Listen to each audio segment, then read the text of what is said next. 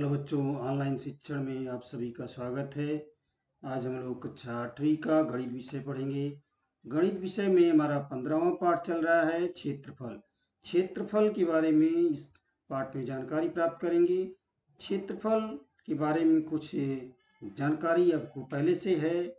तो हम जानते हैं कि बहुभुजाकृत यानी जिसमें बहुत भुजाएं हैं, कई भुजाएं हैं, उनकी जो है बहुभुजाकृत की भुजा सेंटीमीटर, मीटर या किलोमीटर इन इकाइयों में दी जाती है।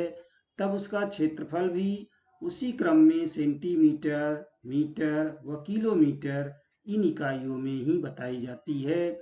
और उसमें वर्ग वर्ग शब्द लगाया जाता है, वर्ग में नापा जाता है।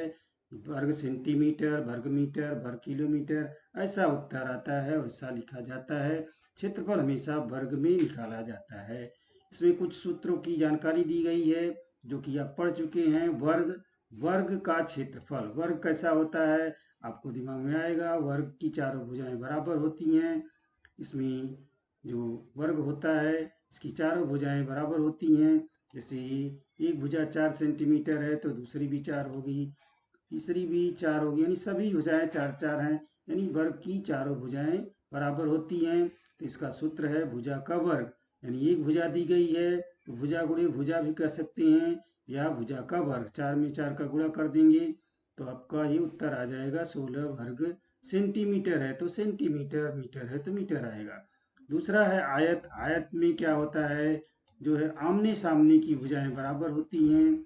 जो है आमने सामने की भुजाएं आयत की बराबर होती हैं। और इसका क्षेत्रफल निकालने के लिए हम लंबाई और चौड़ाई, तो एक भुजा को लंबाई कहते हैं, ये लंबाई हो गया, ये चौड़ाई हो गया। अगर हमको दो जानकारी है, लंबाई और चौड़ाई की जानकारी है, तो हम आयत का क्षेत्रफल ज्ञात करते हैं।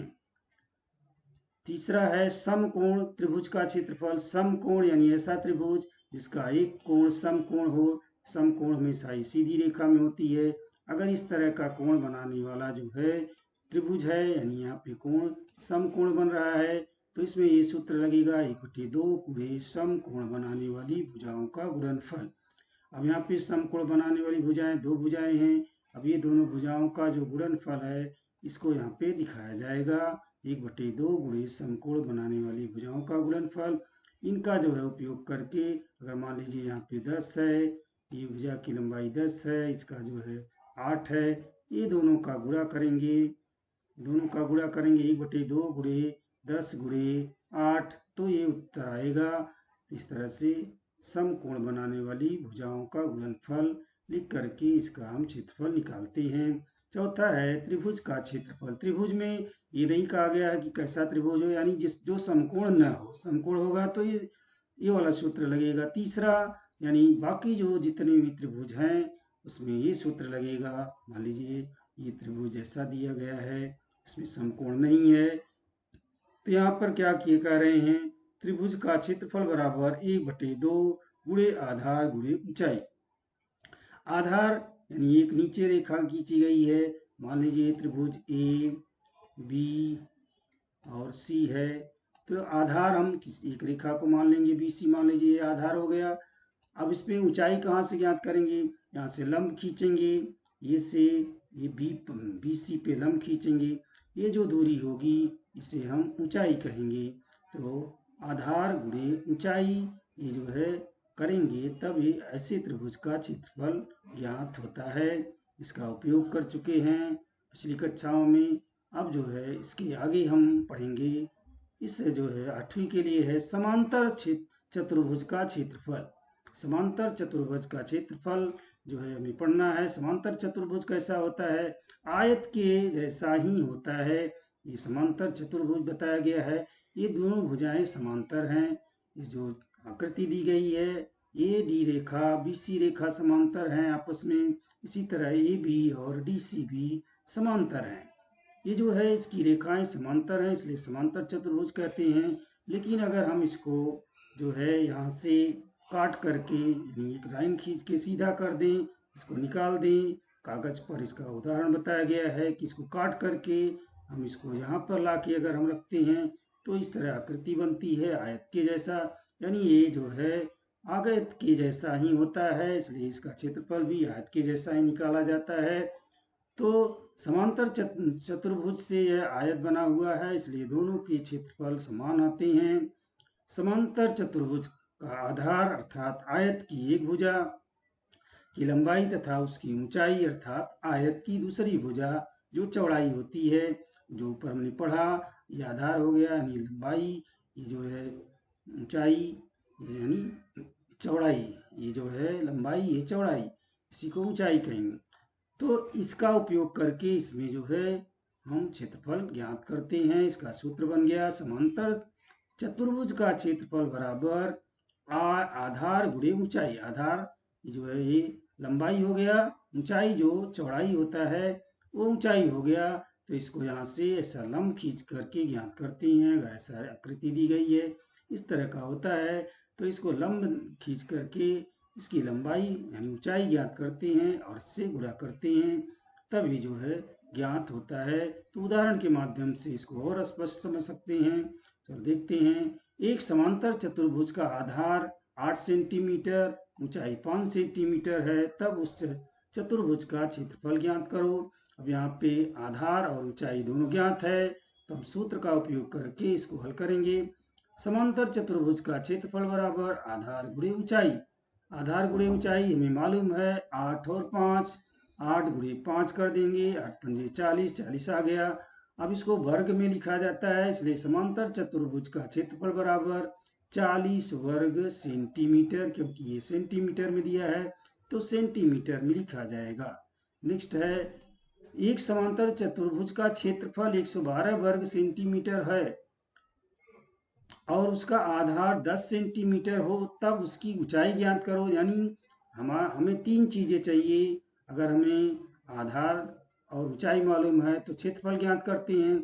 उसी तरह से अगर क्षेत्रफल ज्ञात है तो हम आधार या ऊंचाई दोनों में से एक ज्ञात होगा तो दूसरा हम ज्ञात कर सकते हैं। सूत्र में वही उपयोग करना है, समांतर चतुर्भुज का क्षेत्रफल बराबर आधार गुणे ऊंचाई।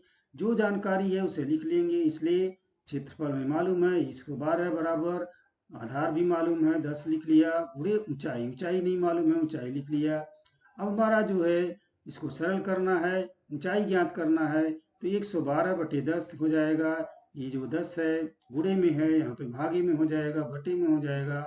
112 बटे 10 बराबर ऊंचाई, यानी जो है 10 से भाग दे देंगे इसमें तो 11.2 आ जाएगा। यहाँ पे 1 जीरो है, इसलिए 1 अंक के बाद दशमलव लगा देंगे, भाग हो जाएगा। इसलिए समांतर चतुर्भुज की ऊंचाई हो जाएगी 11.2 सेंटीमीटर।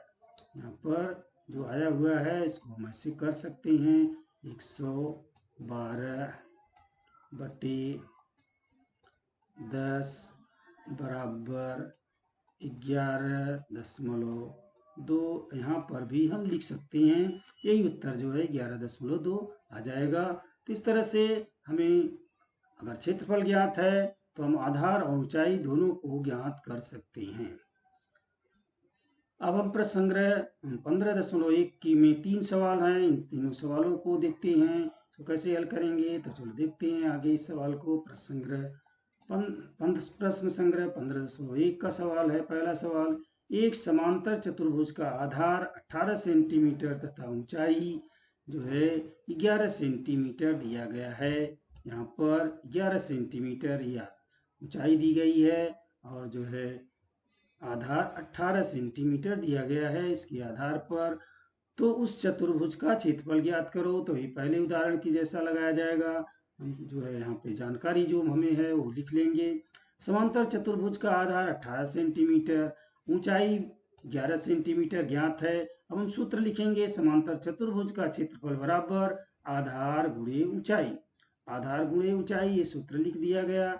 सूत्र लिखने के बाद हम मान रखेंगे, आधार 18 दिया गया है, ऊंचाई 11 दिया गया है। तो हम यहाँ पर लिखे हैं आधार 18 सेंटीमीटर, ऊंचाई 11 सेंटीमीटर, दोनों को लिख लिया। लिखने के बाद गुणा करेंगे तो 11 अट्ठे 88 के 8, 88 8 आता है, 11 कम 11, 11 में 8 जोड़ेंगे तो 198 होता है। हमें वर्ग में लिखना है इसलिए यहाँ पे वर्ग लिखेंगे, ये सेंटीमीटर में है इसलिए सेंटीमीटर लिखेंगे। 198 वर्ग सेंटीमीटर क्षेत्रफल मालूम हो गया। उत्तर लिख देंगे समांतर चतुर्भुज का क्षेत्रफल बराबर 198 वर्ग सेंटीमीटर। दूसरा सवाल जो दिया गया है उस पढ़ते हैं। एक समांतर चतुर्भुज का क्षेत्रफल 29.6 वर्ग सेंटीमीटर और आधार 8 सेंटीमीटर है, तो उस चतुर्भुज की ऊंचाई ज्ञात करो। अब यहाँ पे क्षेत्रफल में ज्ञात है तो और आधार ज्ञात है, ऊंचाई नहीं ज्ञात है, ऊंचाई मालूम करना है। तो जो देखते हैं जो जो चीजें मालूम है पहले लिख लेंगे। समांतर चतुर्भुज का क्षेत्रफल बराबर 29.6 वर्ग सेंटीमीटर दिया गया है, लिख लेंगे। आधार मालूम है, आधार बराबर 8 सेंटीमीटर है। हमें अब ज्ञात करना है जो है ऊंचाई, तो सूत्र के अनुसार पहले हम लिख लेंगे सूत्र को। समांतर चतुर्भुज का क्षेत्रफल बराबर आधार गुणे ऊंचाई।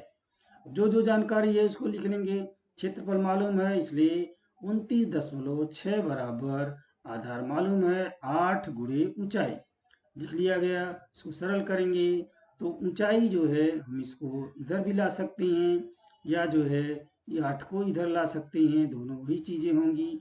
हम सुविधा के लिए ऊंचाई को इधर लिख लेंगे, इसलिए ऊंचाई बराबर ये 29.6 ऊपर चला जाएगा, 8 नीचे चला जाएगा और 8 से इसमें भाग दे देंगे। भाग देंगे तो 8 का जो है इस तरह से आप अलग भी लिख करके भाग दे सकते हैं।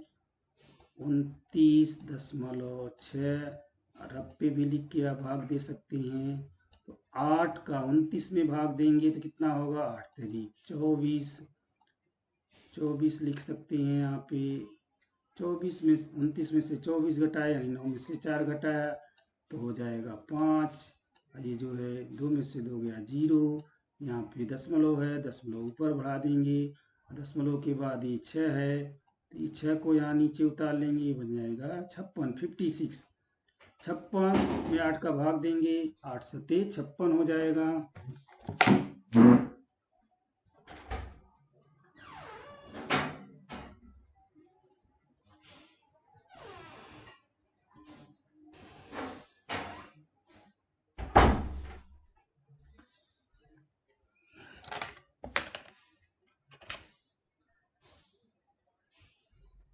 इस तरह से 8 सते 56 हो जाएगा।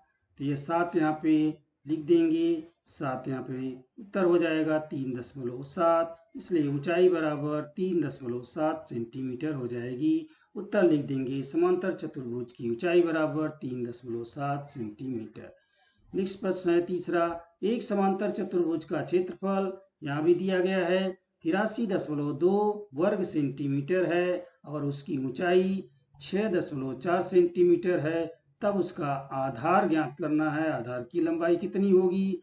तो हमें जो जो चीजें मालूम है उसको लिख लेंगे।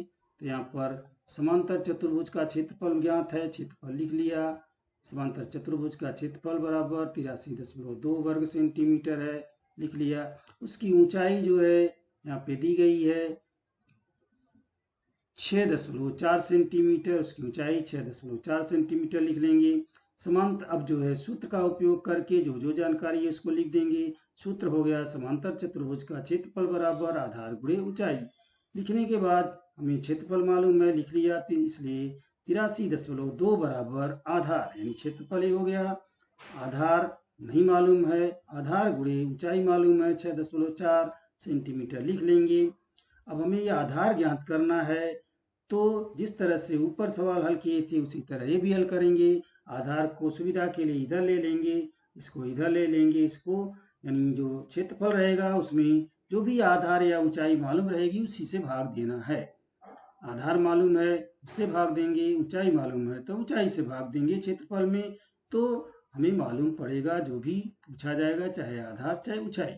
इसलिए आधार बराबर क्षेत्रफल बटे यहाँ पर ऊंचाई हो जाएगा, यानी 83.2 बटे 6.4। अब इसका भाग देंगे, सरल करेंगे। अब इसको सुविधा के लिए आप अलग से भाग दे सकते हैं। यहाँ भी 83.2 अलग लिख करके आप इसको भाग दे सकते हैं 6.4, यानी इसको चाहे तो आप ऊपर नीचे है दशमलव हटा सकते हैं। दशमलव के बाद एक संख्या है, दशमलव के बाद यहाँ भी एक संख्या है, तो यहाँ से दोनों संग दशमलव हटा दीजिए। अब ये 64 हो गया, ये 83.2 हो गया। अब इसका भाग दे सकते हैं 64 का भाग 83 में एक बार जाता है, एक बार लिख लीजिए। 64 यहाँ लिख करके घटा देंगे तो हो जाएगा 13 में से 4 गए जो है 7, 13 में से जो है ये 4 घटा देंगे, यहाँ पे 9 बच जाएगा, यहाँ पे बचेगा 7, 7 में से 6 गया 1 आ जाएगा, और यहाँ पे 2 है, 2 और उतार लेंगे, 192 आ जाएगा।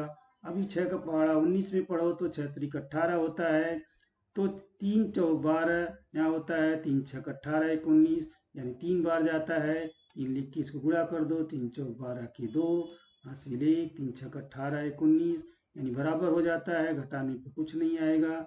इस तरह से 13 आ रहा है उत्तर, तो इसलिए आधार बराबर हो गया 13 सेंटीमीटर। आप इसको निकाल सकती हैं, उत्तर हो जाएगा समांतर चतुर्भुज के आधार की लंबाई 13 सेंटीमीटर होगी, ऐसा लिख सकते हैं। ये सारे काम आप अलग से रख कर करेंगे, नहीं तो आपको गंदा लगेगा। तो इस तरह से हमारा प्रश्न संग्रह 15.1 का 3 सवाल था, ये खत्म होता है। आज का सेशन यहीं पे समाप्त करते हैं। धन्यवाद।